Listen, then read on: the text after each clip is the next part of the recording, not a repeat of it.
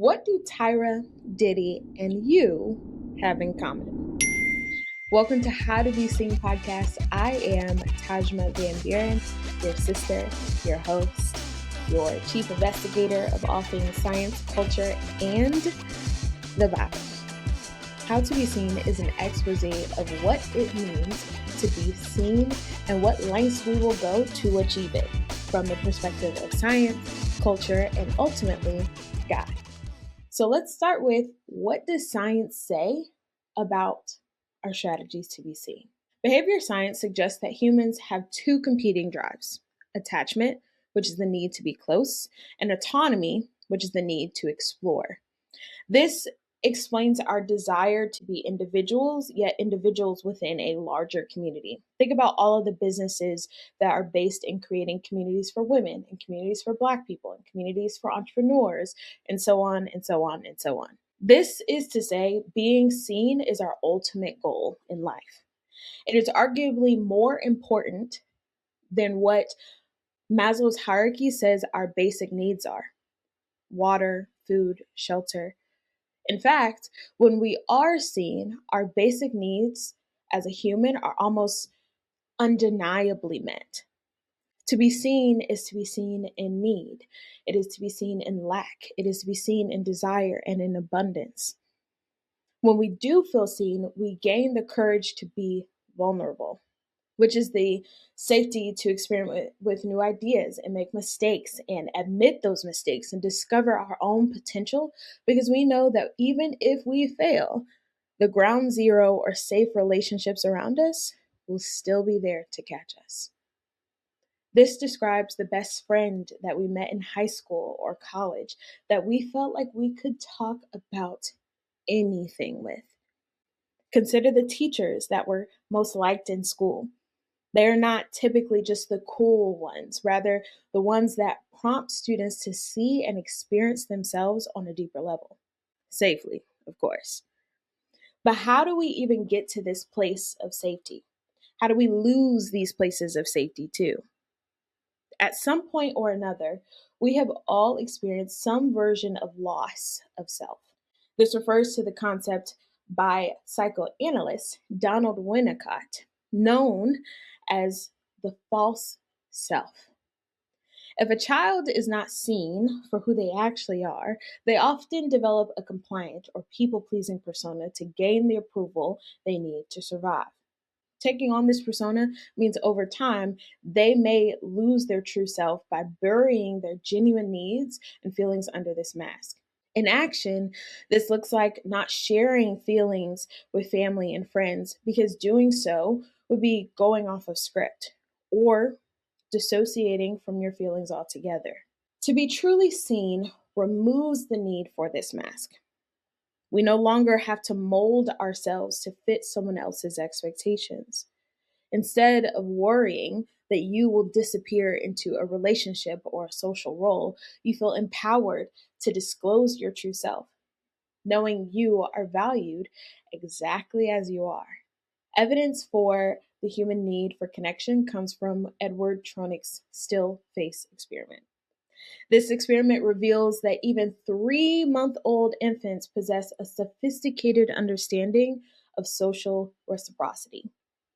In this paradigm, infants not only detect when their caregivers stop responding emotionally, but they actively work to reestablish connection, showing profound stress when those attempts fail. The experiment follows 3 phases that illuminate the fundamental nature of human attachment.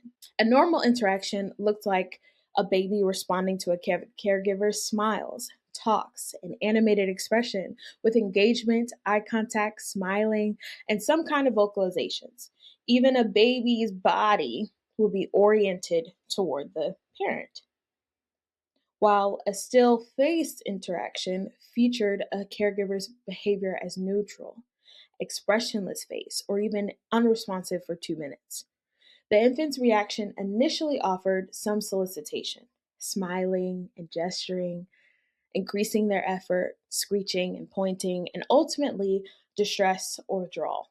This often was paired with a baby's elevated heart rate and cortisol. Finally, the reunion phase is what we care most about right now.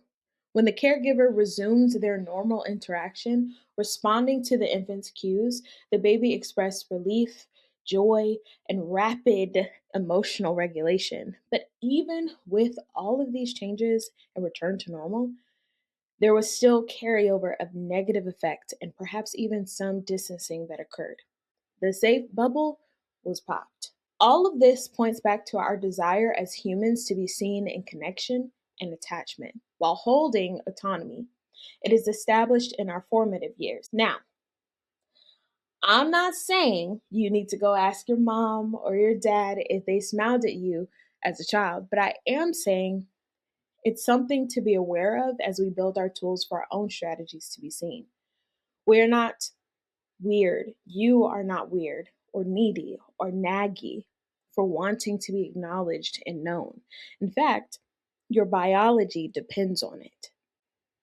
Which brings me to my next point in our scientific exploration: social media. Behavioral science distinguishes between being seen, meaning empowering disclosure with our community, versus being watched, surveillance for control. To be watched subjugates individuals through correction and conformity and control. When we think about the audience effect of social media, the change in behavior is specifically caused by the belief that someone is watching.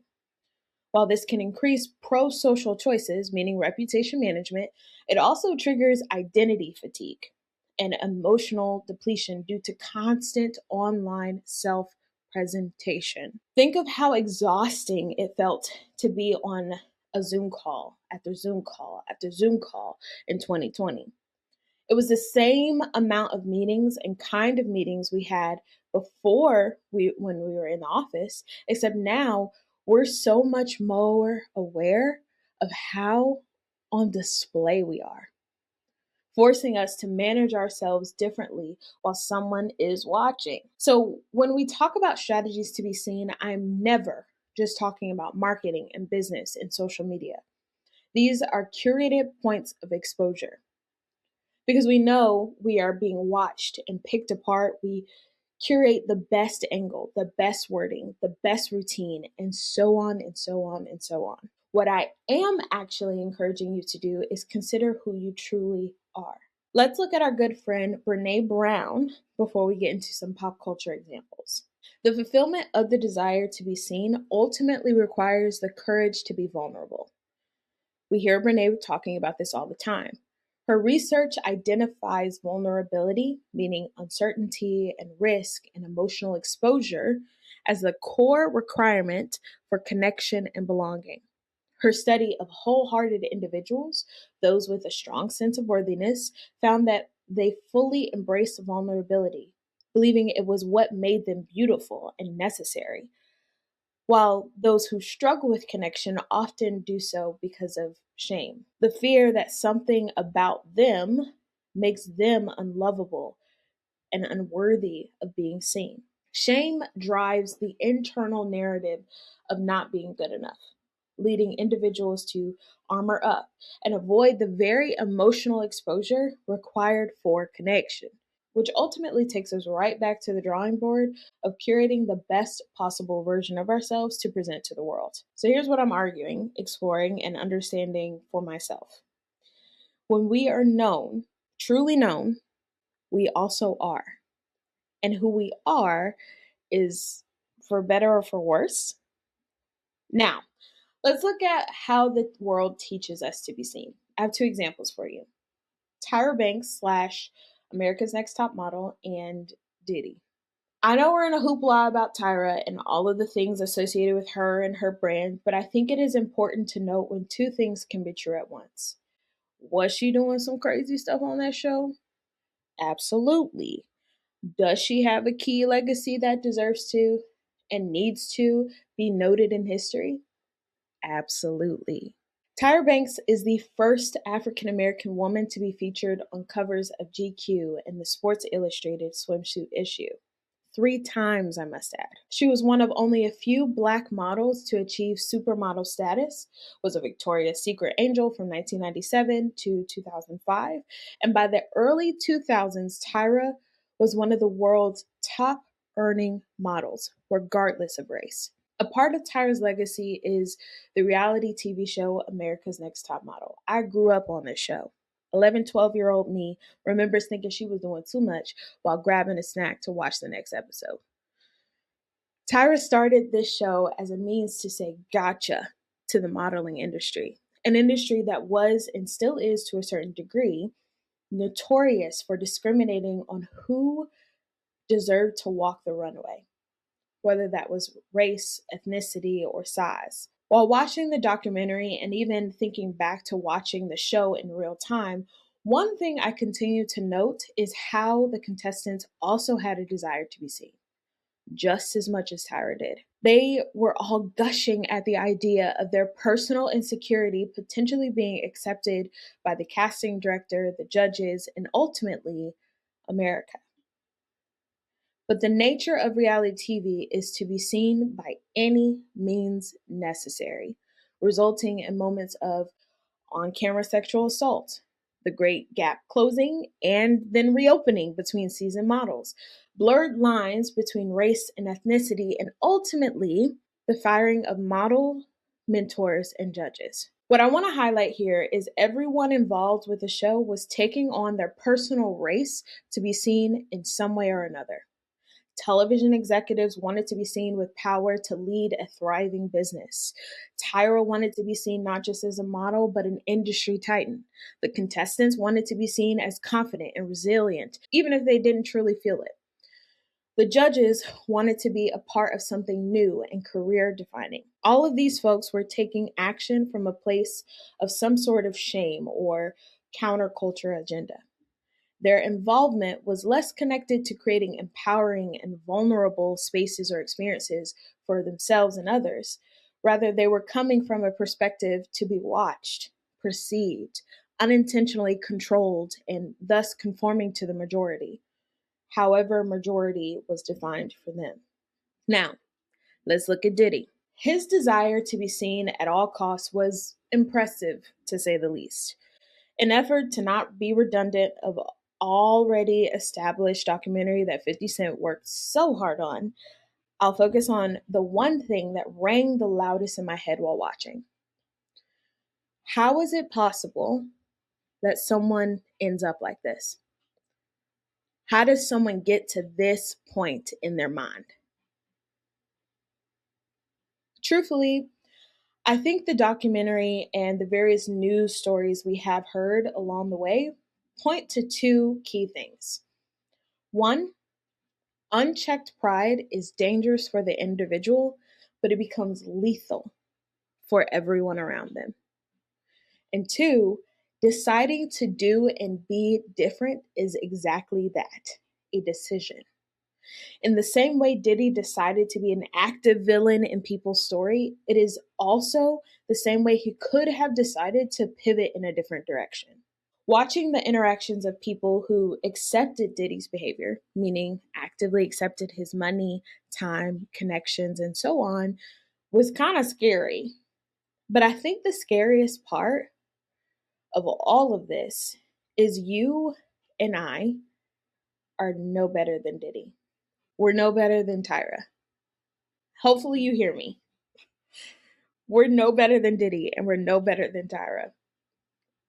We have all said and done things in the name of being accepted and seen or valued by people or things that we should not have cared a lick about what they had to say. Now, I know that was a little crazy to say. So let me drive my point home by taking all of this information and putting it next to the Bible. It is easy to find example from the people in front of us, behind us, or next to us for what works or what doesn't. Essentially, it's a whole lot of trial and error. There is knowledge in taking note of these things. But what really changes the game for us and slingshots us in our next move is grasping wisdom and understanding to know what exactly all of this information we have collected means, why it matters, and what to do with it. So we all have nicknames. Our friends call us one thing, our mom calls us another. God is the same.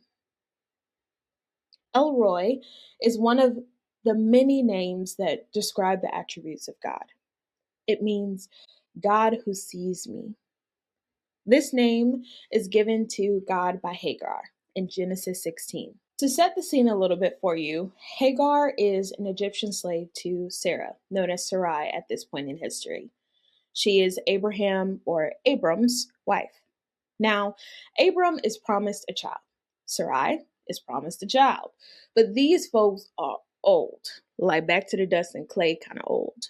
So Sarai gets impatient with the promise of God and acts on her own will and tells Abram to sleep with Hagar. Abram, absorbing Sarai's lack of belief and acting outside of the will of God, goes and sleeps with Hagar. In the more accurate terms, he assaults Hagar, and Hagar becomes pregnant. To make a long story short, Hagar runs from Sarai because Sarai is acting a fool, and Abram is not doing a thing about it. Here's the part I want you to lean in on. In the midst of Hagar running away, God, like the true girl dad that he is, comforts Hagar. He tells her, first, girl, go back to them people. You are out here in the desert. You're about to die. You're pregnant. Come on now. Two, he makes the same promise to Hagar that God made to Abram. The word says, my word will not return to me void. And this moment is no exception. Abram and Sarai step outside of God's will, and God still makes it all for his good, promising Hagar that he will increase her descendants so much that they will be too numerous to count. It is because of God showing up to her in the wilderness, making this promise to her, and then seeing God's glory without having to be 6 feet under, that Hagar names God as El Roy, the God who she has now seen and the one who sees her. Here is the point of all of this.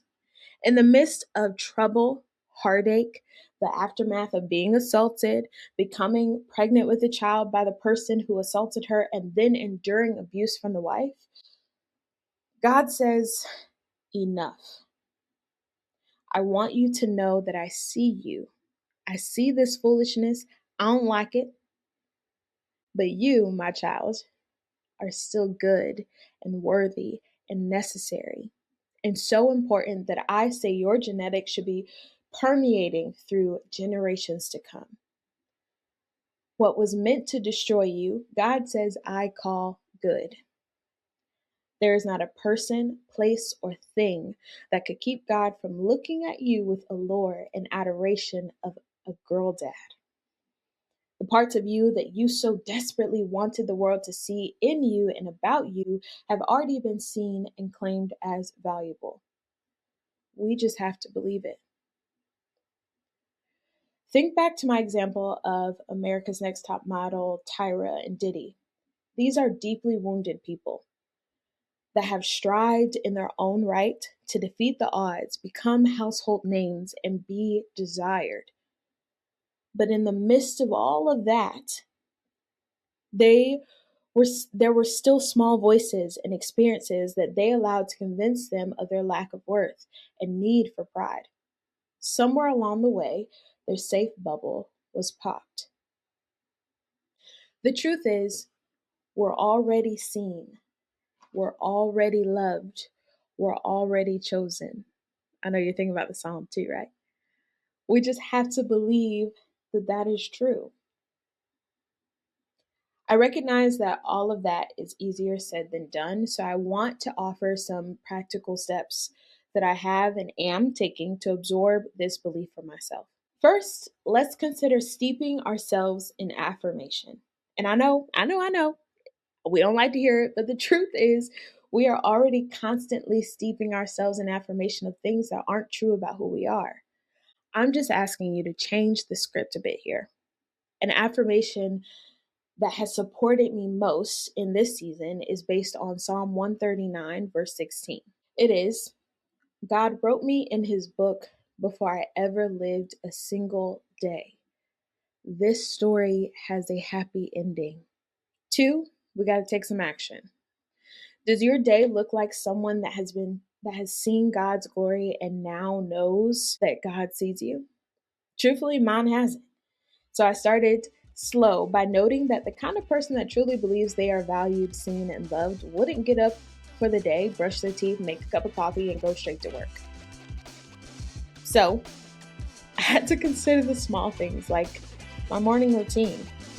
I've added non-negotiable steps that I do before getting into work mode, no matter how pressing something else may feel. Because truly, is it really that serious? All right, I'm hopeful you gained some valuable tools to add to your toolkit for how to be seen. Talk with you soon.